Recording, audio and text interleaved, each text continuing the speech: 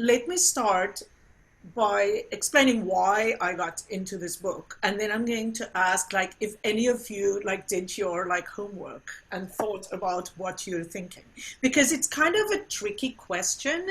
I ask it to singers in my studio all the time, and it's kind of hard to like talk about what you're thinking while you're singing or what you're just thinking about yourself.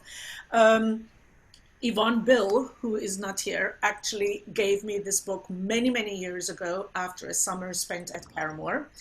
Um, and she wrote in the front of it, thought you might find this interesting. And so she had already spent a summer with me and have known how I work. And she saw this kind of correlation between how I was inspired to work from how, who knows, like my experience or what I've learned from other people. And so she gave me this book, and it was really eye-opening to me.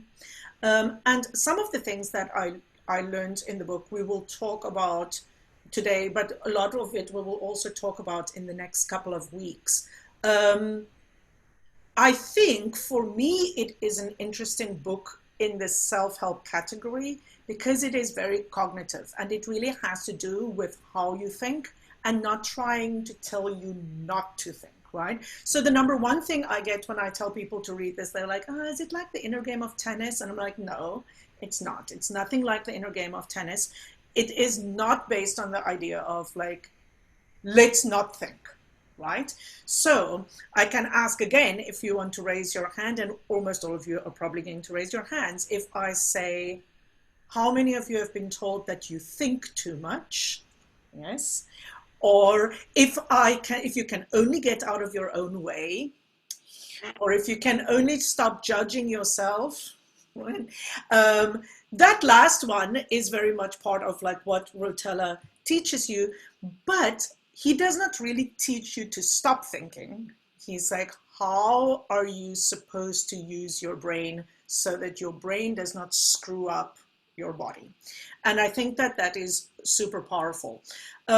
So what I often say, ask singers, because you know you can see when somebody's Googling, I call it Googling when they're singing, you can see their eyes go and they're Googling their voice lessons and they're Googling their coachings, right? They're trying to instantaneously draw upon all the pieces of wisdom that their teachers said last week, the week before, God help us, a year ago. If that doesn't work, they're like, what did I read last month? What was that coach from last summer? And even though you don't think those things out loud, or you don't think them in sentences, that is really what's happening in your brain. And it's just a hot mess. It is a hot mess up there because you cannot pull on that information quickly enough to have an effect on how you're singing. The only thing you're doing is really screwing yourself over, because while you're searching for that information, 7 other things have gone wrong. And now you're really in a mess. So the first thing is to kind of think about like, what do we think? So like the first question of your homework was a little more existential. What do I think about myself as a singer? Not so much what do I think when I sing. So does somebody want to like speak up? I think that it's an interesting time in our life to think about that, because a lot of what we think about ourselves as singers are influenced about what other people make us think, or leads you to think, or inspires you to think. Does somebody want to lead off and tell us, tell me, what is it that you think about yourself as a singer? First, let me see in the room, how many of you really are aspiring singers? Normally I ask this in quiet, and how many are teachers and coaches and not really sure that they actually want to sing, right? Because we have both of those things happening in our group, also in life, also in school. If you're a teacher, not everybody who studies music necessarily want to be a singer. So the first thing is really, what do you think about yourself as a singer, and what do you want to do? So who discovered something about themselves in the last week or so, or couple of days since I put that up? Who wants to go? Yes, Anthony. Okay, well, I noticed that a lot of the time, I mean, this isn't really answering your question, what do I think about myself as a singer? But what I think about when I'm about to start singing is normally something mechanical. And I've noticed that um, this book is like really trying to get you away from thinking about mechanics Mechanics. and to just focus your attention on a specific target or goal, you know?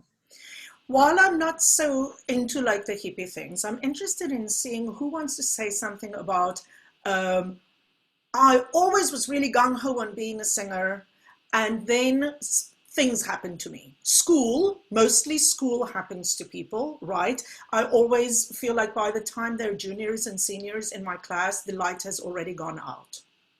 They are they are already sad because they thought they were good singers, and now they're paying $40,000 a year to discover that they're not, right?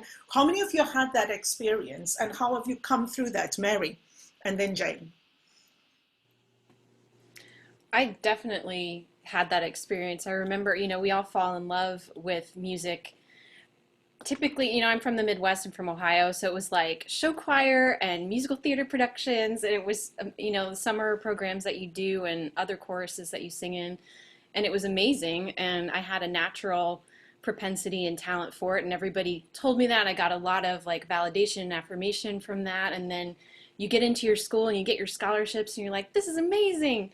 And then, yeah, it's like all of this sudden cerebral information instead of, it was very instinctual up until that point.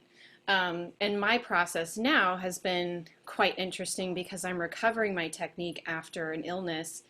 And after reading Rotella and going through the things that I'm going through, because it's like, my neuro pathways are a little bit messed up between what my brain is trying to tell my voice and what my chords are wanting to do.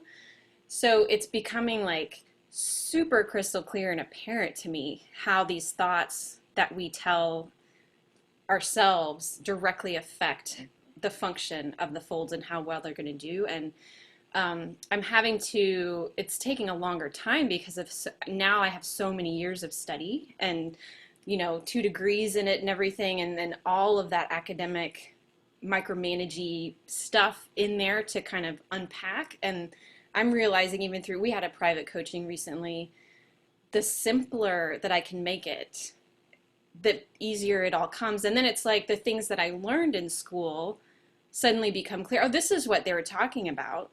But because I was young and inexperienced at the time, I thought I literally had to do all of those things rather than it being like, this is an explanation for what's naturally happening. One. So I have two comments on that. I have two comments on that before I go to Jane.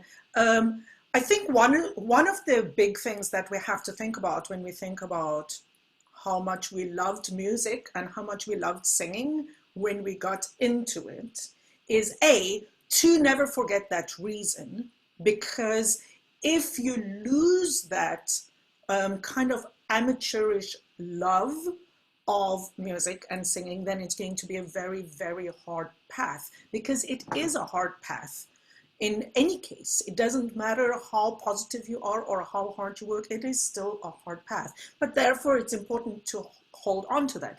The other thing I think to realize is what Rotella in the chapters that we read explains so clearly in like the 3 stages. The first one being unconsciously incompetent. And that is one of the hard things to understand, is that in the moments when we love music the most and love singing the most, we have talent but we are still basically unconsciously incompetent. There is a reason we have to like learn certain skills, because while you can sing I Could Have Danced All Night, like at the school musical, that technique is not going to get you to the Metropolitan Opera. So there is a certain level of incompetence, but it is unconscious, so it's much easier to deal with it. Then we deal with consciously competent, and that is what we want to get to. The thing that you'll get stuck in is the consciously incompetent. And if you read Rotella, there is no such stage. You are supposed to work through that stage to say, I am consciously competent. That is, I consciously know what I'm doing. And the state in which singers actually find themselves a lot is the state in which they understand that they are incompetent. And you can be stuck in that stage for many, many, many years.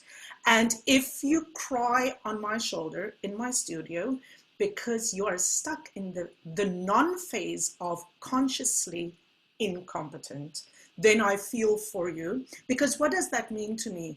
You are not clear about how to get competent, right?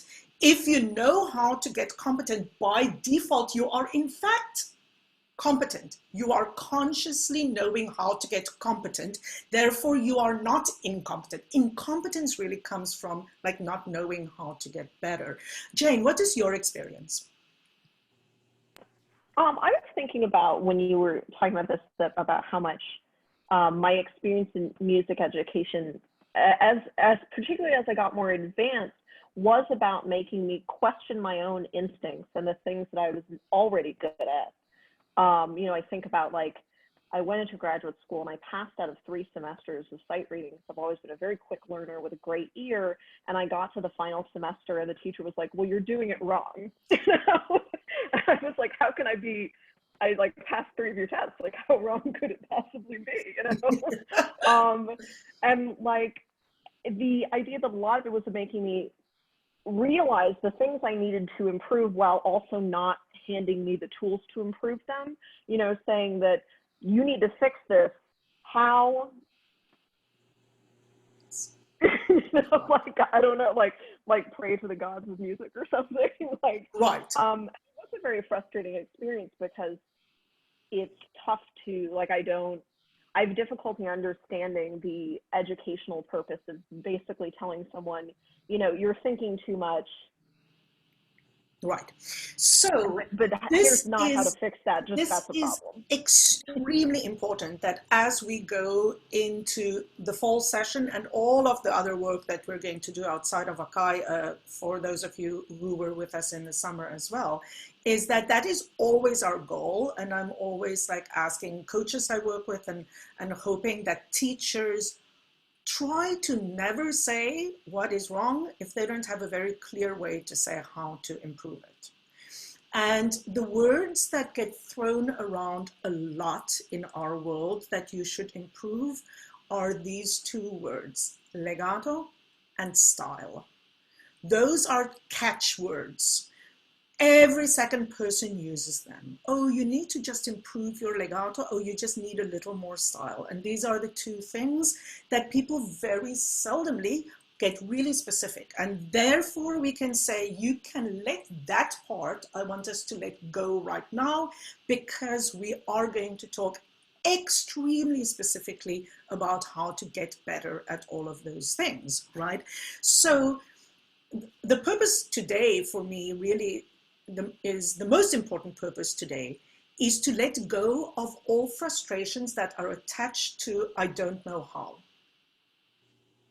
Because Derek and I and mentors, and we are going to be here for each other in the fall, to break down how, all of the skill set. And so everybody who came to this call or who listens to this call and has these kind of gnawing frustrations at them, I want you to think about how many of those are attached to the fact that you have not been able to find a clear path about how to get competent, and how much of it is attached to the fact that you feel that you have a really clear path, but you have not been able to take those steps, okay? Yes, Martha. I was told by a teacher, you have a tongue problem. So then that became my identity. I was the singer with the tongue problem. And there was no solution to the tongue problem. So I integrated that, so every time I would take a breathe or begin, I would think, I have a tongue problem. So that was offered with no solution, and it was very bad for Right. many years. So, Stephen. Rochelle is too nice to say this as plainly as I'm going to say it, but to all of you who have teachers still, or are still in school or are working with teachers, if you have these kinds of teachers who do not get specific, who do not answer questions, who pose problems with no answers, with no path forward, get rid of them. Go to another teacher, move to another school if you have to. Do it. Your life is too short to waste it on people who won't get real with you. My 2 cents. I want to add to that also, challenge the people in your life. Ask. Like I feel like sometimes young singers particularly, like, let their education happen to them as if somebody else is paying them. Be an informed and strong consumer of your teacher. Whether you are paying tuition at a school or you're leaving a check on my piano, you are the consumer, you are the person paying. And if you don't understand, you need to be able to say, I don't get it. Can you explain it in another way? How can I fix this? And keep on asking that. Okay. So a lot of the work that we are trying to do those of you who were with us last Sunday, when we were talking about new ways forward in our business and how to be equitable and how to fight abuse in our business. For me, many people are like, well, what can we really do about changing the business? For me, this right here, is the first step in changing the culture of our business. If the first time you have a voice lesson, you open yourself up to abuse in any way, shape, or form, you are, from the bottom up, feeding a system that will allow abuse all the way through that system. So your first job is to be good to yourself and insist that other people are good to you. That is part of how we make a good system of mutual trust in our business. And that starts already when you are a student, right? For me, that is extremely important. Okay. I want to get back a little bit to this idea of how to stay positive and how to keep on that path. So the first goal, I think, is to really clarify what it is you want to do. So you all need to, in the fall, say, what is my goal? The goal cannot just be like, well, to get better, want to get like a little better, I want to hit the ball a little straighter, right? If you are on this call, if you are listening to this call, and it is your burning desire to be a singer, then get clear with yourself about what that goal is, how you're going to get there, how you are in control of that, and how you're going to commit to that goal. It is extremely important that you have that. If you want to be a champion, you need to want to be one in the first place, and you need to work towards it.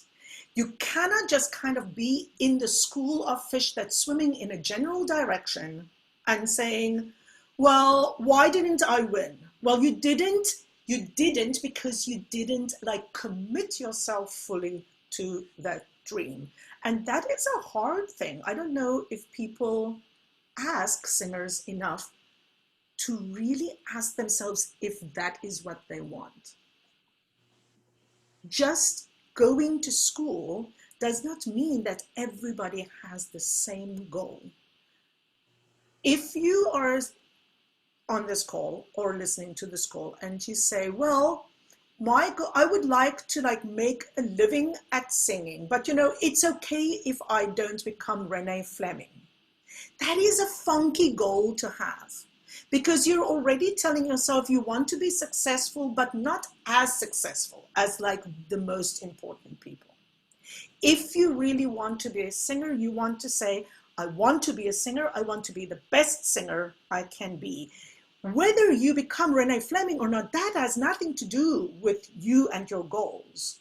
Your goals have to be about how good you can be. And if you perceive Renee Fleming to be like the top of our profession, then that is what you want to be. You want to be the best singer that you can be, okay? And if that is not something, if you then also say, well, I also want to do all of these other things, decide for yourself what it is you want to do. Nobody who is successful in life, it just kind of happened to them. Everybody pays a price for it. Everybody dedicates themselves to it. Everybody gets through the tough, get up when things are hard. Somebody want to talk to me as a singer, how COVID changes that for you. Is it possible for us to say we are going to be singers if nobody's singing? Yes, Georgianne. So I think for me, I've struggled in the past with saying like waiting to be ready for things, because of the nature of my voice type and some other things that I was always told to like wait and like you're there's so much potential, like the potential like word has always like loomed very large over my head. And because I had some like personal circumstances with my mom getting sick and then eventually passing away last year. There was always like kind of an excuse. There was always kind of something in the way. Not that like having a sick parent is like an excuse, but it was easy for me to shove it off and be like, there are clearly more important things in my life than, you know, doing the Met competition or applying to programs or things like that. And COVID for me has been a huge like leveler, because now in a lot of senses, like things have stopped for everyone. And so I've been able to kind of focus on, sorry, my cat is losing her mind. I've been able to focus on like the thing that I actually love to do, which is sing, and not have the baggage of being prepared or having to prepare for something. That it's just been about singing again. And I've sung more now than I probably have in the last like year and a half, really, because again, there's not this pressure of deadlines, and also I'm about to hit 30 anyway, so about to age out. But for me, it's just been a huge leveler of us all kind of coming back to what really does matter, and that's just the music. It's not the external things that we can't control, and so much of it in life right now is completely external, out of our control. But like what I can control is that I can get up every day and work a little bit on something, or learn that idea of goal. Let me say something about like waiting to be ready. I don't believe in waiting to be ready. Waiting to be ready is silly. Waiting to be ready is like people saying, you have to have lessons with me for like 5 years, and the first 3 years you're just going to be terrible, but then miraculously in the 4th year things will get better. That's just not true. Like, I think people are told that all the time. Oh, I'm going to completely remake your technique for 2 years, you will sound terrible. That is nonsense. I really believe that's nonsense. Anything that helps you become a better singer, anything that is good information, makes you sound better immediately. It's like you're not a weird machine that has to be taken apart and then be non-functional for 2 years. I don't believe that. I don't see it working like that. People, if you get good information, you get better every hour. Every hour that you work, you improve. Now, this is hard through Rotella, right? Because golf is not a game of perfect, right? Somewhere in whatever chapter, I didn't write on my notes which chapter what says what. But he says how it is hard for us to understand why can a golfer not just always do exactly the same thing and have exactly the same result? And that has to do with how the brain and the whole nervous system work together. And we don't really understand all of that. And you cannot, because you are a human being, it does not happen exactly the same way every time, which is why I like for people to let go of this idea of consistency, right? I think that consistency makes you doubt yourself every time something doesn't go right, right? Every time you're like, okay, I did the right thing, right? How many of you have been in that time, in this position, right? You have this great, amazing voice lesson. If you love your coach, you probably send like a whole long email. I get them all the time. A whole email. It's like scroll, scroll, scroll about like everything you discovered in this voice lesson. It's like you had never had a voice lesson before. This is what you were waiting for. How many of you had had at least 4 voice lessons like that? And then like 3 days later, you're like, what happened to my epiphany?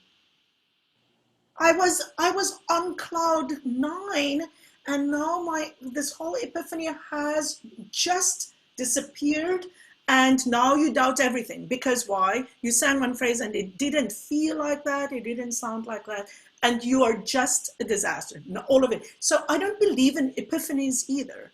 Whenever you have an epiphany, just like get yourself off that cloud right immediately. Right? If you're a teacher, don't believe in epiphanies. Don't give yourself a gold star, because as soon as that child walks out that room, that epiphany is like on the downward slope already, right? Because that is not how we work. We work consistently to learn more and more how to get better. So for me, that is an important thing. Derek, do you want to jump in and say like what your experience is? I think and Tim as well as coaches. Well, I think, sorry, can you hear me? Mm-hmm. Okay. I think, you can never, as a teacher or a coach, underestimate the, we talk about our positive form of the epiphany is teaching to the light bulb. And like, we love hearing that someone feels like, oh, that's what it's supposed to feel like, or it's so much easier. But they're going to come in the next time and it's not going to sound the same way 90% of the time, like in everything. You can't maybe convince or relearn, singing legato coloratura in one 60-minute session. So it's like being patient with yourself to repeat and knowing what you're trying to do. And I think that that's the biggest thing is a lot of the times when I ask a singer that's working with a coach, or when I was a young aspiring coach, let's say, it's a weird kind of industry to be in because you're never in the room. Like, you can observe voice teachers much more easily than you can observe another coach. And I think Rochelle, like, I coached with her as a singer and a pianist and blah, blah, blah, blah, blah. But then we worked together in the summer, and there was a lot of like, I would coach in front of her. I would watch her coach something else. We would coach the same thing together. And so there are ways and places where you learn, but a lot of it is still, when I went to Porta Grande, and I was an experienced coach then, but I was in the room with the singer, and then they would go to the next coach, and nobody really saw me do my thing except for like one 20-minute session. They were like, okay, you know what you're talking about. I was like, great, glad I do now. But I think, that was the intro to saying so many times when I asked the singer, oh, what does your coach teach? Like, what do you work on? What do they say? It's never something that's able to be distilled down into a couple of things. And I think that that's an important thing to have. Like, while, yes, Rochelle and Tim and I, like, are good in Italian style, specialists in this kind of stuff, that doesn't mean that we can't coach a German song or coach other languages and French and all this stuff. But I think that, I'm proud to be identified with the word legato. Like, it means that people know that that's what I can talk about. And the other thing, kind of dovetailing into this, or just dipping back into like what Stephen was saying earlier, is that eventually, if you do get the success that you want after this, after your training period, you're going to be in situations where you're working with people, either whether it's in a young artist program or in a professional opera house, you don't get to pick. If you want that name on your resume, that means you're going to coach with these people or the people they approve. So while you have the time and your own money is on, while you are the consumer and you don't have a donor paying from the top, make your choice about finding the specificity, finding someone who you feel is helping you grow. Yeah, I think that this is an extremely important thing that you have to. I've known many singers in my life who said that they spent years looking for people to really help them, and that some people just give up. And that is sad when that happens, but you have to keep looking, right? Rotella talks a little as well about like the business of teaching, right? He says, like in those chapters that we read, that during the 40s and 50s, when there was really technological advancement in video and camera, that the business of teaching golf completely changed. And I believe that that is true for singing teachers as well.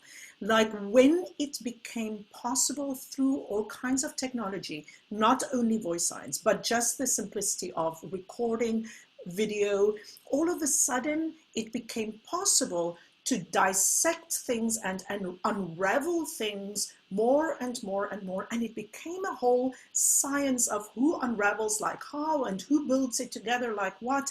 And before those moments, it didn't exist exactly in the same way. When there wasn't a camera to make a recording and go in slow motion of like what a golf swing looks like, it had to be a much more organic thing because nobody could make the golfer watch it. Nobody could make you watch your vibrato and voce vista and explain to you why it's wrong, right? It was a much more organic thing.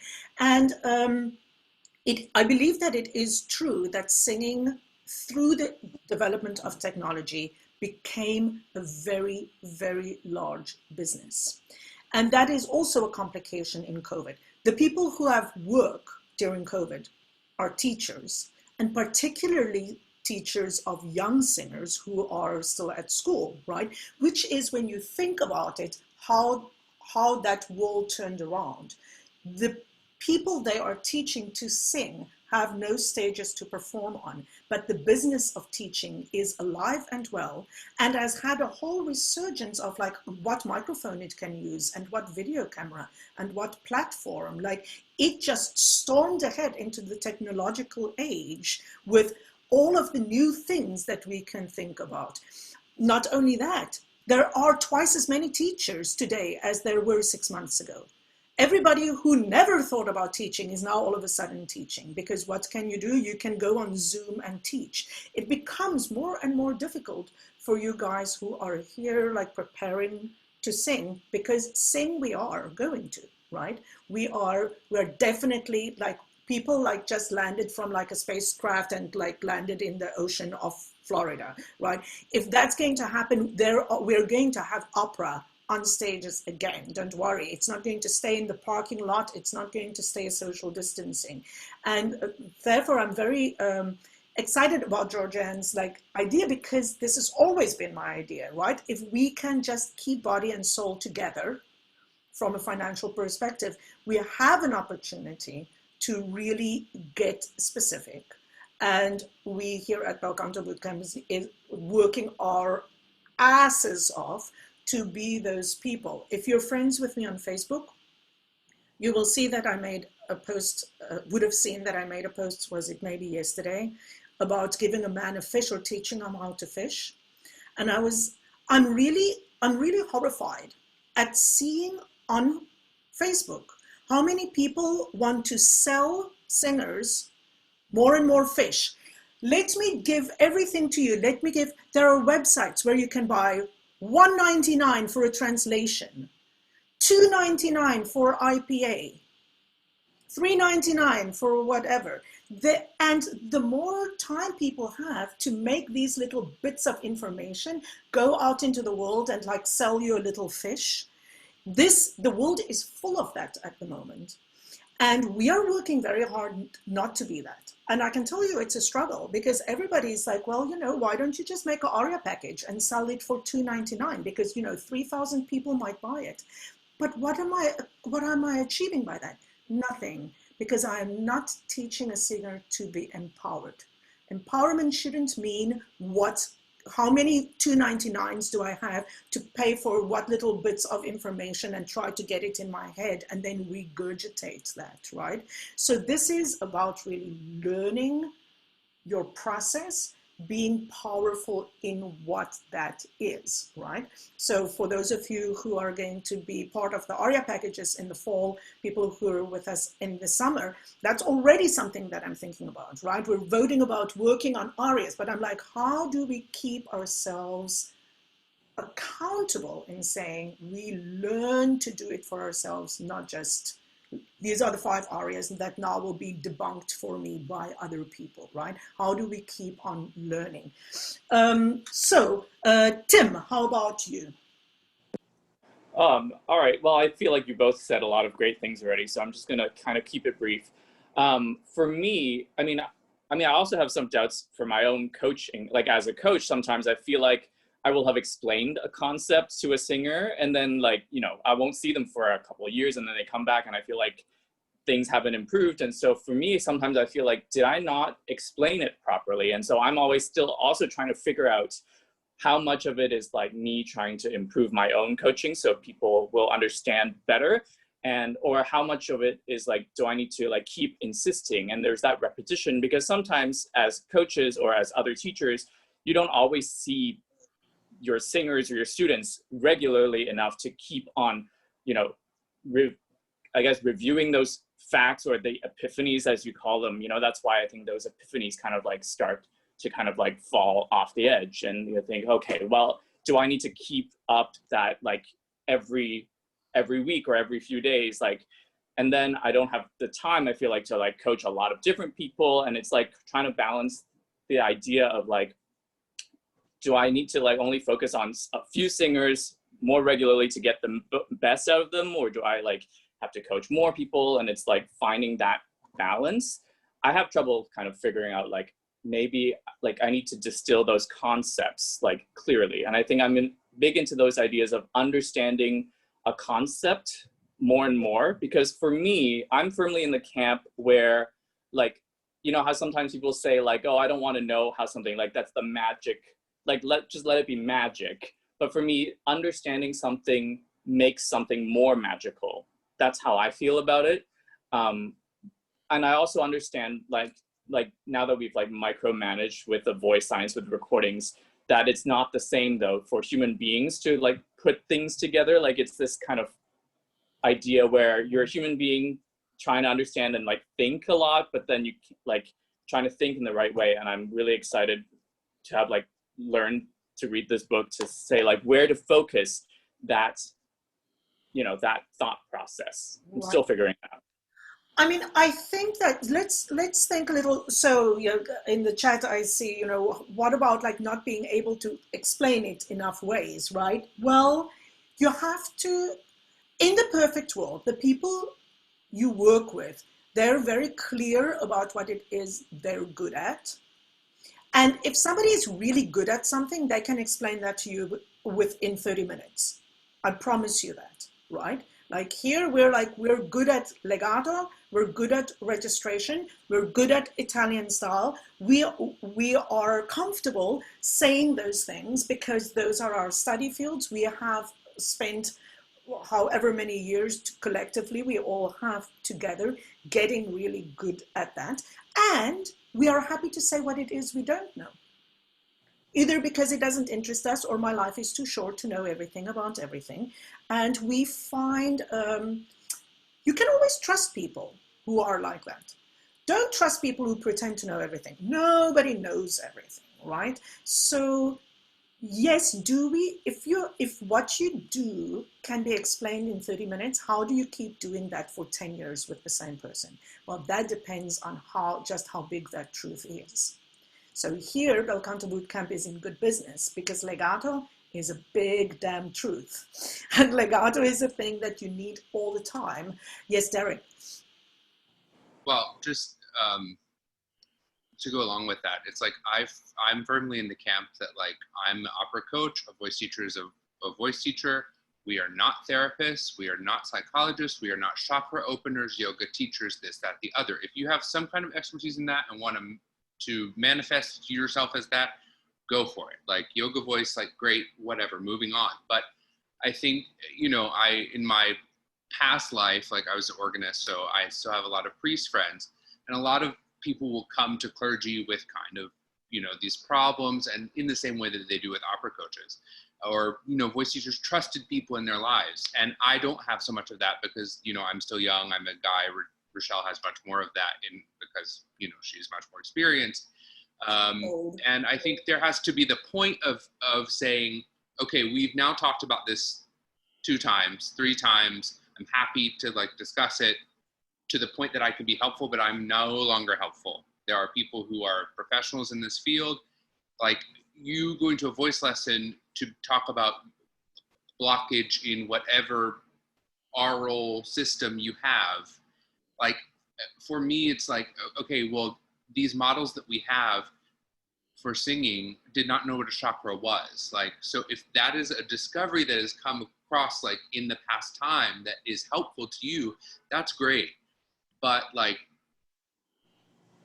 Bakai did not know, you know, this kind of metaphysical world that is now being explored.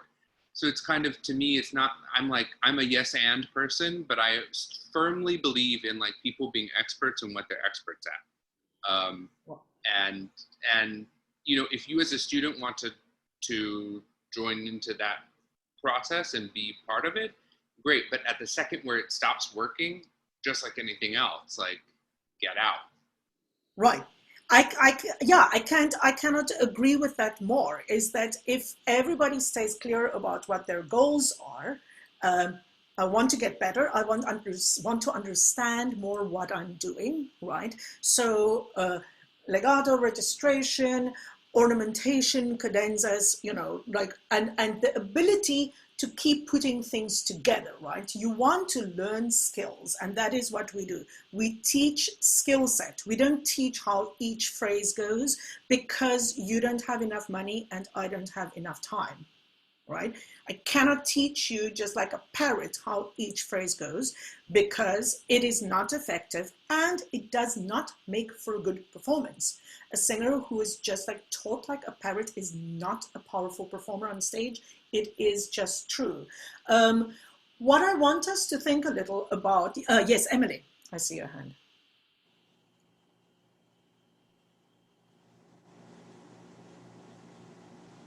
Still can't hear you.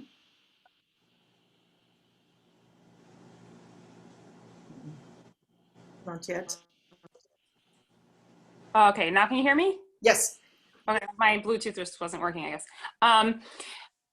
One thing like I've really found helpful with teachers is having both a combination of being able to explain a concept really well, but also give you like a very specific way to recreate that epiphany you had for yourself. I mean, I think like a lot of the experience I've had with teachers who were not good for me was they would either be really good at one or the other.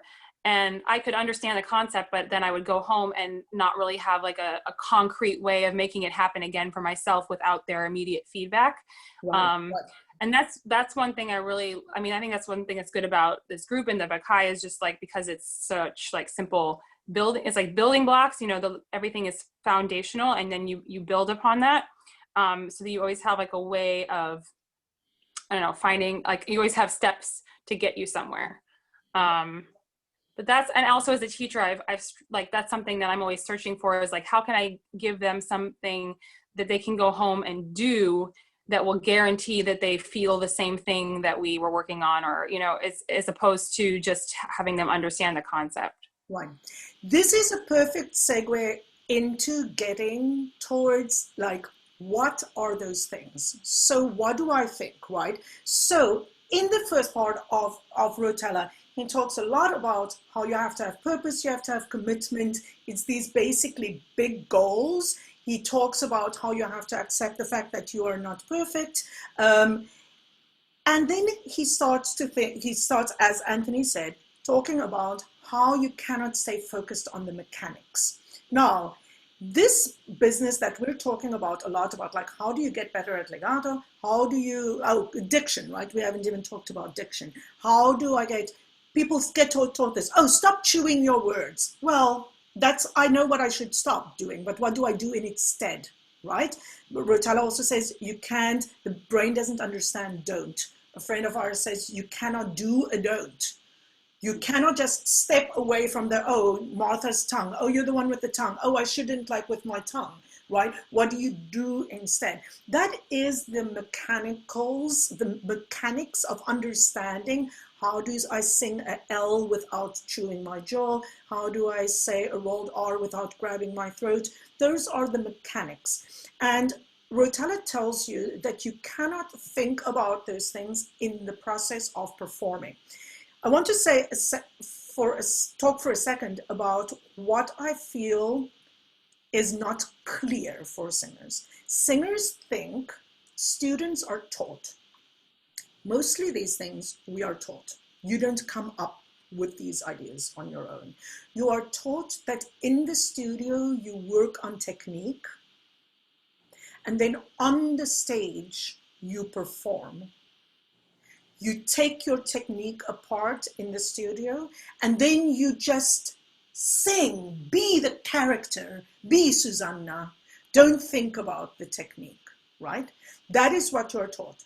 You have to let that go, because you cannot spend, if you're a student and you're not cast in the opera, 100% of your time breaking everything down into the technical things and then sing a 5-minute jury and think you're going to be successful. Because all you have ever done was like figured out what is wrong and how to make it right. And then your teacher gives you a pep talk and go like, no, just have fun. You have no idea how. You haven't had fun the entire semester. You spent the entire semester focusing on what was wrong. And now under pressure, in front of like 5 people, and God help us if it's on Zoom, you have to now have fun. Well, you have not learned one very basic thing, and that is how to trust your technique. And here is where things go super wrong. If you never learn to trust your technique by practicing in the trust mode, like learning how to use your brain to be in the trust mode, or worse yet, you are taught that, or somewhere it is implied that if you just trust it more, then miraculously you will be technically better. Neither of these two things are true. But singers are taught, if you are somebody who have in their brain, if I can just get out of my own way, whoever put that thought in your head basically told you that you already know how to sing perfectly, because they taught you, they've taught you perfectly, but it's your fault that you can't do it because you are getting in your own way. I call BS. This is where I call BS, because trust and positivity and confidence will never replace actually knowing what you're doing. You have to know what you're doing. And then the question is, am I, with my brain, not allowing myself to perform to my best ability, right? Trust cannot make you a better singer. And if you think that your brain just, if you just Rotella yourself a little, you'll be better, you are not getting it. This is about how to perform to the best of your technical ability on a not 100% basis, but a semi-regular basis. It is not true that if you just think better, you'll sing better. You must understand how to get better. Yes, Tim. I want to use that as like kind of an example of kind of like bridging a concept together, because I find that people, for example, will say like, oh, you think a character and you act and you sing better. And then sometimes when you're in a master class, sometimes, oh, they do. And you think that's because they started thinking about the character. For me, I think a lot of times when sometimes singers are in front in a master class, it's like their technique, they get tight, they get nervous, and their breath locks or something else locks. And so sometimes it's an easy distraction technique to say like, oh, think about the character. And then the whole body kind of opens up a little bit more. And then the delivery of the character frees up the voice. However, that doesn't mean that just because you're thinking of the character, you will become a better singer. It's the fact that you have like kind of unlocked, your body a little bit more and let the breath flow a little bit more. That I think is the concept and the technical aspect that we can get into. And so then we don't get confused about how, okay, now we stop thinking about technique and we just like think about the character, because that's kind of a distraction to what is really important. Exactly. That is breaking that down so well. Yes, thinking about, you don't even have to think about the character. You can think about like cheesecake, if you love cheesecake, any kind of technique that makes you like just be a little wilder, a little more reckless, as Kimberly would say, who would allow you to like release your body more. And that is part of what we're talking. But that person didn't make you sing better. That person just helped you to like sing the way you sing. We are going to talk about two different things: how to actually technically get better and how to trust that process, right? So Rotella explains, and this is what we're going to talk about like in the next couple of weeks. He says that if you cannot think about the mechanics, you cannot think about your tongue, you cannot think about the tiny breakdowns of the mechanics in the process of singing, right? You can think about it if you know what you're thinking about in order to work mechanically, to work on the technique, right? That is the technical mode. Yes, if you not thinking about your tongue will not make it better. Thinking about your tongue in the wrong ways will not make it better, but thinking about debunk or working on technical problems in the correct way will make those things better. Then, in order to sing, both in a coaching or when your teacher says like, let's sing through the aria, or on stage, or in an audition, any of those things, you cannot think about those tiny breakdowns. And what do you have to do? You have to replace that with something, and Rotella calls it the target. And this is the number one thing I learned from Rotella. Because the vast majority of singers, when they sing, their first thought is like, I want to do it correct. If you really think about what you're trying to do, especially when you're like serious, right? You're like, okay, this is serious. I'm practicing. You're like, I have to do it correct. That immediately puts you in the technical mode. And this is what Rotella taught me. What is the target? The target is very simple. It's a pitch, it's a vowel, and it is a dynamic. If that vowel is preceded by a consonant, it is a pitch, a consonant going into a vowel, and a color, a dynamic. Those are the things that you are choosing. And Rotella says that the more specific your target is, the better the chance of the body to be released and achieve that, okay?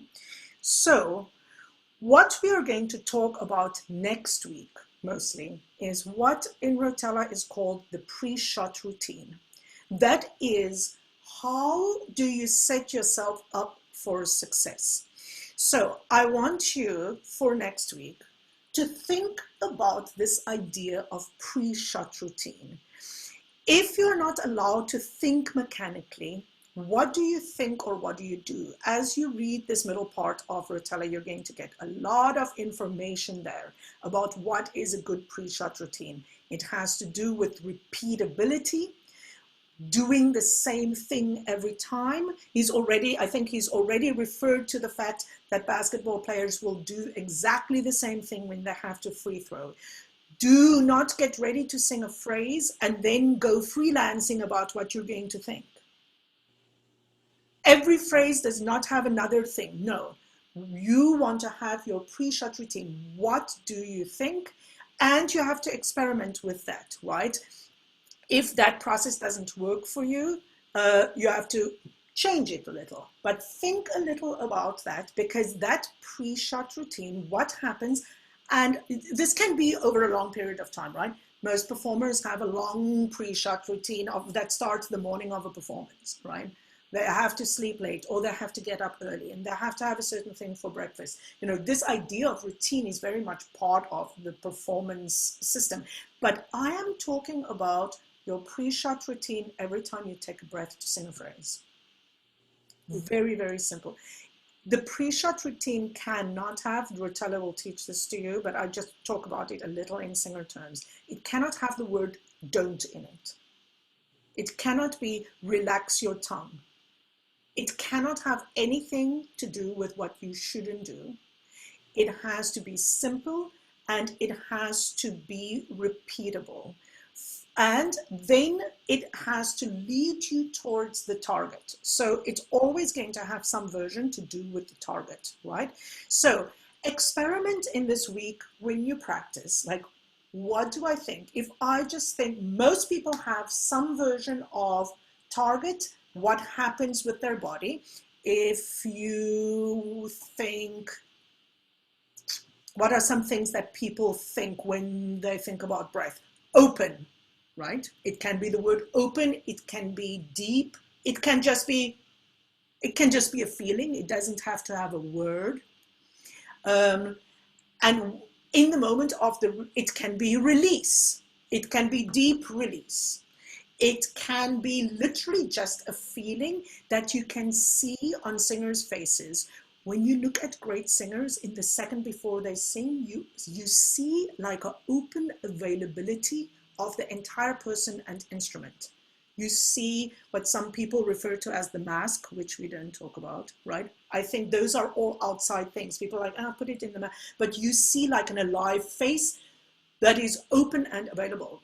You can think open throat, if you need 2 words. Open throat flow, whatever. Find your words, find your triggers that will make you able to sing at least the first note of the phrase. And if you want to, if many of you have been with us before, just practice like one note. Just pre-shot routine, quick, right? Try to write it down for yourself and put it on a post-it. Put it on your music stand or on your piano stand, wherever you practice. It's like, okay, this is what I do. And just see if you can zone into just doing that every time. Sometimes I call it the escape button on the computer. You hit escape every time you do the same thing. And here, my people, is the important thing. You do not change your pre-shot routine if you perceive that the note you just sang was not good enough. And this is where you all fall off the boat and drown a sad, sad, sad death. Because every time you do something that you judge to not be good enough, you change your mind about what you should do. You know it's true. You know it's true. And then people say, oh, you're thinking technically. You are not thinking technically. You are screwing yourself over by judging yourself and changing your mind about what your technique is. You are not thinking technically. You ain't got no technique. I'm sorry to be so blunt. You don't know what you want to do. You are keeping on searching for another thing to do that will maybe have the correct effect. And God help you if you've practiced for an hour and you tried 1,000 different things and 900 of them didn't work out right. You are like depressed until the next day you try again. So you are going to do it differently. You're going to try and find what will have the best effect on allowing me to what Rotella calls focus, release, or target, let it go. It's some version of that, right? knowing what you need to achieve, and then allowing the body to release to do that. In my experience, it only works if you write it down. Make yourself write it down. I know it's hard. You can change your mind. You can try it for 3 days, and if it doesn't work, so like, okay, well, that was a shit pre-shot routine. I need a different one. I need to try something else, right? But the trick is to do the same thing every time, regardless of the result. And this right here in a nutshell is what sports psychology is fantastic at teaching. And we suck at teaching, because too many of your voice lessons and coachings goes, oh, that was great. Oh, stop, that was wrong. Now do this.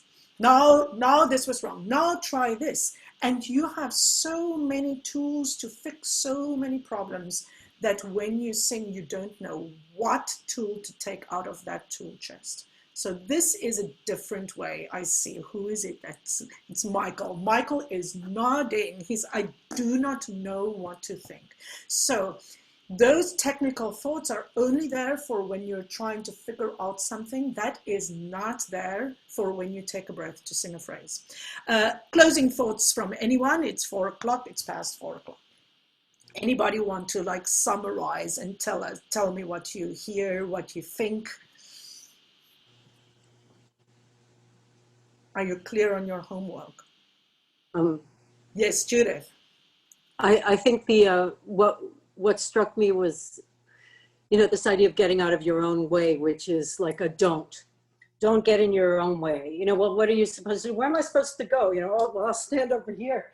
Maybe I'm not in my own way now. Nobody gives you, they don't say what that means. And I think that like the thing about, what Tim was talking about with somebody in a master class being encouraged to think, well, think of the character and what would he do now? Or how, what is he responding to? What is the issue? Then you get out of your own way for a moment because you're distracted, and I think, for me, thinking about character works better than thinking about cheesecake, but that's just me. Right. Although absolutely. And look, the reason I tend to diss thinking about character, I do diss it because I don't think it's a consistently good system, because I've seen too many people think about character and they still not sing well. Of course. Right? Or it works sometimes, but it doesn't always work. Sometimes when does it not work? It works when it gets hard. It's hard when it's really important. When you have a big opening night and you are scared, you are afraid, all of the press is in the house, that opera news is there, it is very hard to think about the character because your fear is preventing you from this kind of like hippie freedom. And that is why having a much more focused idea. So Rotella says he understands you need something in your brain, because if you don't tie up that brain, it will go running wild. It will think negative thoughts. So you need to have, and the thing that replaces all of those is target. So can I clarify one thing, or ask you to clarify one thing? I guess I'm more used to in my target thinking being a little broader. I was thinking of something sort of like, then you started talking about this vowel and this pitch and this consonant. It's very minute. Yes. And this is why Rotella is so great for me. I don't believe in just think about how the phrase goes. I think that it is too general an idea. Where the phrase goes really is dependent on the big old L word, legato. Your ability to really construct a perfect phrase is dependent on a very technical thing, and that is legato. And no thought will take you there. But thought on that very specific first note will take you to that note. And then a consistent process of legato and understanding what that is will take you to the next note, and so on and so on. And that is how I think the thinking singer's brain is tied up in positive, constructive thought is by making that target small. As Rotella says, a golfer that just aims like for the freeway is not as successful as the golfer that aims for the smallest possible target, because the more specific you can get, the more the body will release towards that goal. Not just sing well, or, oh, I'm going to like the, because, you know, if you're a tenor, you're already screwed if you think about where the phrase goes, because it goes to the high note. And now you're really screwed, right? Because like, what if where the phrase goes is the hardest place? No, like the first note of the phrase tends to not be the hardest phrase, you know, like you just go there. Yes, Derek. I think that like the whole character and that thing just so much plays into the need to be something else other than a singer. You know, Rochelle and I will both roll our eyes anytime someone like uses the word artist or artistry. And that's mostly because like, why aren't we proud of being singers? Like we have to stand there and there's no trombone in our hand. There's no piano to sit at. There's no cello. There's no golf club, if that's what it's called. And like, even the golfer, like there's all of this, there's a book written about preparing a swing, but when the swing's over, it's done. The singer has to continue what they were doing for another 10, 12 seconds, maybe. Right. And I think, you know, I mean, I would be interested in talking to people who have studied instrumental music. I mean, I know as a pianist or organist, I can guarantee you when I'm playing the piano or when I'm playing the organ, if I'm doing it well, I'm thinking about playing the piano or playing the organ. You know, I'm thinking about making the music that I want to hear. And that's what works for me. But I think this idea of I have to exit out. Now, the singer has something else that other people don't have, is that they have words, they do have text to deliver. And I think, you know, so much gets lost in delivering the subtext. Like Rochelle loves to say, like, sing the text, not the subtext. Like, you know, we have the gift of words to put with our sounds, and that is the character, that is who it is. But I'm gonna, like, I don't know, jump off the George Washington Bridge if another person says, like, Mimi is young, instead of you're over pressurizing and darkening your voice. Like, say the truth, don't hide behind like the character. Like, being a singer is a noble and a challenging thing. And I think that nobody wants to call themselves, like, because it has all this bad press of singers are XYZ and are not whatever people think they are, which we don't need to rehash here. But I think, you know, thinking about singing is a noble and difficult thing. And so it's like, before we need to think about like what Mimi is wearing or Susanna is outside, you know, think about what we have to do. I love that, because, you know, if we to tie this to where we started, which is I love music and I love singing. You loved the very act of doing that. If you really think about it, you loved singing. You didn't love pretending to be someone else. You just loved singing a song. And that has to do with like a visceral experience of making sound that you delight in and that you love. And you have to be in that. I think that's true for all musicians. When I sit at the piano, I don't want to be any other place. And I love having my fingers on that keys. I love touching the instrument. I love feeling the sound coming out of it. And it's so sad to think that, you know, you are not embracing that thing. Is like your whole body reverberates like with that sound. What an amazing thing to have for a singer, that your body is that instrument. The rest of us all try to just mimic that idea. So I hope that we will find more and more, like in the fall as we go through this process, keep on finding ways to recuperate that love and essence, understand what it is we're doing, and learn to trust it. So there we go. It is almost 4:15.